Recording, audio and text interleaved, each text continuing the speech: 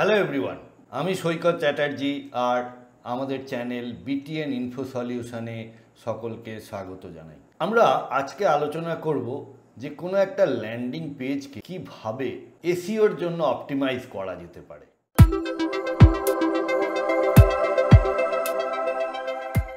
বন্ধুরা, তোমরা যদি চ্যানেলটাকে এখনও সাবস্ক্রাইব না করে থাকো তাহলে প্লিজ চ্যানেলটা সাবস্ক্রাইব করে নিও আর পাশে থাকা বেল আইকনটা প্রেস করতে ভুলো না, কারণ career, motivation, digital marketing related প্রচুর ভিডিও এই চ্যানেলে আসতে চলেছে আর আমি চাই তোমরা যেন সেই ভিডিওগুলো মিস না করো। তো চলো আজকের টপিককে যাওয়া যাক যে ল্যান্ডিং পেজকে কিভাবে এসইও অপটিমাইজ করা যায়। আচ্ছা, একটা বেসিক প্রশ্ন এখানে থেকে যায়, কি বলতো, যে ল্যান্ডিং পেজ তো তৈরি হয় অ্যাড চালাবার জন্য। আমরা যে ফেসবুক অ্যাড, গুগল অ্যাড এই ধরনের অ্যাড চালাই, সেই অ্যাড থেকে যে ট্রাফিক আসবে সেইটা এসে ল্যান্ডিং পেজে ল্যান্ড করবে। তাহলে এখানে এসইওর প্রয়োজনীয়তাটা কি? এসইওর কি দরকার আছে কেন না? তোমার ল্যান্ডিং পেজটা যদি এসইও অপটিমাইজড হয় আর সেটা যদি ঠিকঠাক মতো র্যাঙ্ক করে, তাহলে এই ল্যান্ডিং পেজটায় অর্গ্যানিক ট্রাফিকও আসতে পারে। তাহলে আমার পেজে যদি অর্গ্যানিক ট্রাফিক আসে তাতে আমার ক্ষতি তো কিছু হচ্ছে না। তাই একটু এফোর্ট দিলে যদি আমরা অর্গ্যানিক ট্রাফিক পেতে পারি তাহলে কেন করব না? হ্যাঁ, এইটা যদি কোনো একটা ইভেন্টের হয় বা কোনো একটা ওই স্কুইজ পেজ হয়, স্প্ল্যাশ স্ক্রিন হয়, তাহলে সেখানে এসইও অপটিমাইজ না করলেও চলবে। কেন না? ওখানের কন্টেন্টটা বা ল্যান্ডিং পেজের লিঙ্কসটাই খুব ছোট, সুতরাং তুমি জায়গা পাবে না ওটাকে অপটিমাইজ করার জন্য বা ওটাকে র্যাঙ্ক করানোর জন্য। কিন্তু যেসব পেজগুলো বড় পেজ, লম্বা পেজ, যেখানে কন্টেন্ট দেওয়ার মতো জায়গা আছে, কারণ আমরা সকলেই জানি যে এসইওর জন্য কন্টেন্ট ইজ দ্য কিং, যেখানে বড় ল্যান্ডিং পেজ বা সেলস পেজ যেটাকে বলছি। আর তোমাদেরকে বলে রাখি যে এর আগে আমার ল্যান্ডিং পেজ নিয়ে আরও কিছু ভিডিও আছে। এক হলো মোবাইল অপটিমাইজ করার জন্য, যেটা তুমি আই বাটনে পাবে, আর একটা হলো types of landing page. Types of landing পেজটা আমি এন্ড স্ক্রিনে দিয়ে রাখবো, তো তোমরা ওটা দেখে নিতে পারো। তো যেটা বলছিলাম যে যেসব সেলস পেজ আছে, ধরো কোনো একটা কোম্পানি ওয়েবসাইট ডিজাইন করে, তো ওয়েবসাইট ডিজাইনিংয়ের জন্য ল্যান্ডিং পেজ আছে।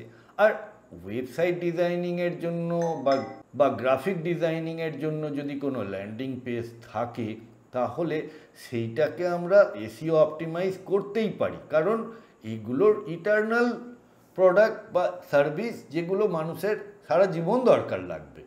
তো সেই ক্ষেত্রে আমার অপশান রয়েছে সেটাকে অপটিমাইজ করা, এবং সেখান থেকে যদি আমি অর্গ্যানিক ট্রাফিক, ধরো কিছু অ্যামাউন্টেরও যদি অর্গ্যানিক ট্রাফিক আমি ড্র করতে পারি, তাহলে অসুবিধেটা কোথায়? তাহলে চলো দেখে নিই যে এটাকে পেজটাকে কিভাবে অপটিমাইজ করা যেতে পারে সার্চ ইঞ্জিনের জন্য। যারা আমার সার্চ ইঞ্জিনের কোর্স দেখেছো বা প্লেলিস্টটা দেখেছো, তারা অবশ্যই জানো যে কি কি করতে হয় সার্চ ইঞ্জিন অপটিমাইজ করার জন্য।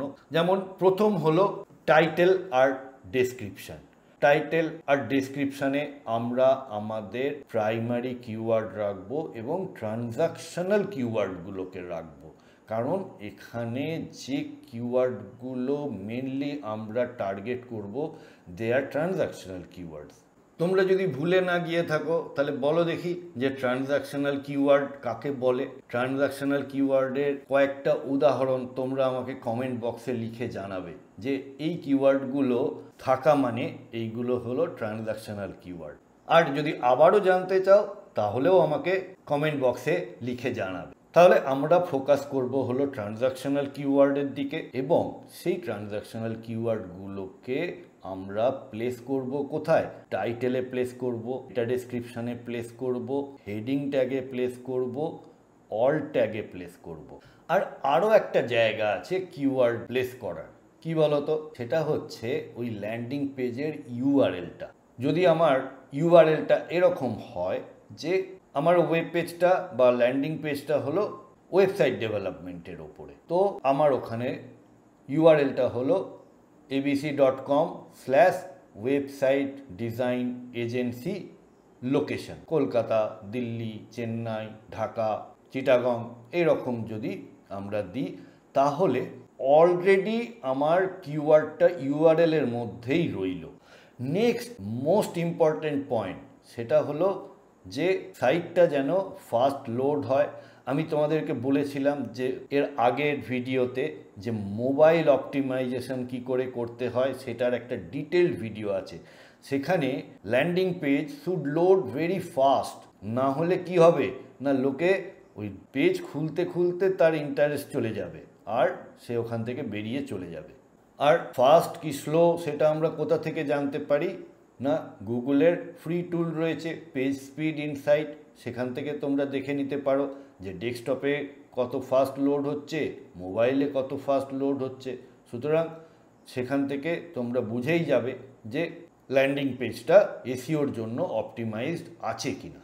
এরপর আসি কন্টেন্টের পার্টে ল্যান্ডিং পেজে কত আর কন্টেন্ট থাকবে আর কোথায় বা প্লেস করবে, কারণ ল্যান্ডিং পেজ ডিজাইনই করা হয় যে যাতে খুব কনসাইজ ক্রিপস কন্টেন্ট থাকে তার মধ্যে। হাবিজাবি একগাদা দিয়ে মানুষকে ডাইভার্ট করার কোনো মানে হয় না। তাহলে এই যে এসইও করবে এত কিওয়ার্ড এত কন্টেন্ট কোথায় প্লেস করবে, তাহলে তোমাদেরকে এখানে একটা ট্রিক বলি যে তোমার ল্যান্ডিং পেজে একটা এফএকিউ সেকশন রাখো। এই এফএকিউ সেকশনে তুমি এন নাম্বার অফ আইটেমস রাখতে পারো আর এফএকিউ সেকশনটাকে অ্যাকর্ডিয়ান হিসেবে রাখো। ওটা তো আর এমনি নর্মালি এক্সপ্যান্ড করে দেখা যাচ্ছে না, যখন লোকের দরকার হবে সেটাকে ক্লিক করবে তখন ওটা এক্সপ্যান্ড হবে, তখন সে দেখবে।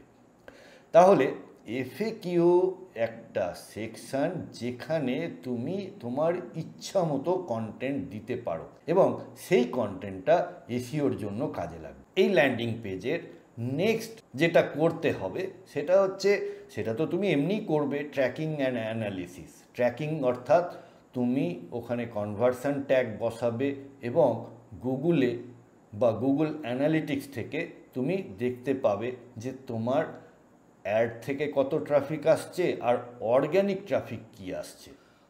তো আশা করি তোমরা বুঝেছো যে ল্যান্ডিং পেজে এসইওর প্রয়োজনীয়তাটা কি আর কিভাবেই বা এটাকে এসইওর জন্য রেডি করা যায়।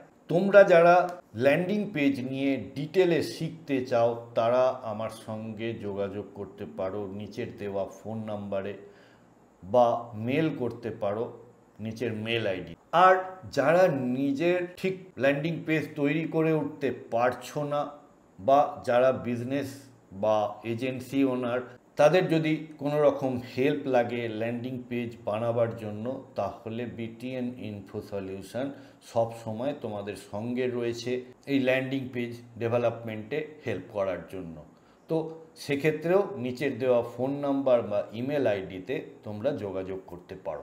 আশা করি এই ভিডিওটা তোমাদের ভালো লেগেছে, আর যদি সত্যিই ভালো লেগে থাকে তাহলে একটা লাইক অবশ্যই করবে আর বন্ধু বান্ধব আত্মীয় স্বজন সকলের সঙ্গে ভিডিওটা শেয়ার করবে, কারণ ল্যান্ডিং পেজ যে কোনো বিজনেসের জন্যই দরকার পড়ে এবং কেউ যদি ল্যান্ডিং পেজ ডিজাইন শিখতে চাও তাহলেও আমার সঙ্গে যোগাযোগ করতে পারো।